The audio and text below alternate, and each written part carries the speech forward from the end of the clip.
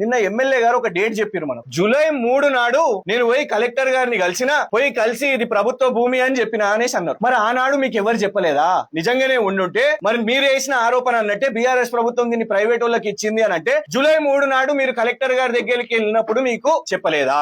ఆనాడు మీకు సోయి రాలేదా? ఈ ఆరోపణ నువ్వు కేటీఆర్ గారి మీద ఏదైతే మేము నిన్ను ప్రశ్నించిన తర్వాత ఈ 10-12 రోజుల తర్వాత నువ్వు ఏదైతే ఆరోపణ చేసినావో జూలై 3 నీ మెదడుకి ఏమైంది? నీ మెదడు గడ్డి తినడానికి పోయిందా శ్రీ గణేష్? జూలై 3 నువ్వు ఎందుకు మరి అది డిస్ట్రిక్ట్ కలెక్టర్ గారి దగ్గరికి ఎందుకు తీసుకొని పోయినావు? ఇది 12 ఆగస్ట్ ఆయనే చెప్పిన డేట్ ప్రకారమే జూలై 3 నాడు డిస్ట్రిక్ట్ కలెక్టర్ దగ్గరకు పోయినా అన్నాడు. 12 ఆగస్ట్ అంటే సుమారు నెల దాటిన తర్వాత కూడా నువ్వు రెవెన్యూ శాఖ మంత్రి, ఇళ్ల శాఖ మంత్రి పొంగులేటి శ్రీనివాసరెడ్డి గారి దగ్గరకు పోయినావు. మరి ఈ నెల రోజుల్లో కూడా నీకు ఎంఆర్ఓ చెప్పలేదా ఇది ప్రైవేట్ భూమి అయిపోయిందని? అంటే కనీసం నీకు అవగాహన లేదు, నీ నియోజకవర్గం మీద నీకు అవగాహన లేదు అని అనుకోవాలా? లేదు ఎంఆర్ఓ నీకు కనీసం చెప్పలేదు అని అనుకోవాలా? లేకుంటే నువ్వు కట్టుకథలు అల్లుతున్నావు, అబద్ధం చెప్తున్నావు, ఈ మొత్తం ఈ కుట్ర నడిపించిందంతా నువ్వే అని అర్థమవుతున్నది. జూలై 3 నాడు నువ్వు కలెక్టర్ గారి దగ్గరికి వెళ్తావంట ఇదే భూమి గురించి. ఆగస్టు 12 నాడు నువ్వు ఇదే భూమి కోసం పొంగులేటి గారి దగ్గరికి వెళ్తావంట. కరెక్ట్ గా ఒక నెల తర్వాత ఇదే భూమి విషయం మీద మళ్ళీ కోర్టులో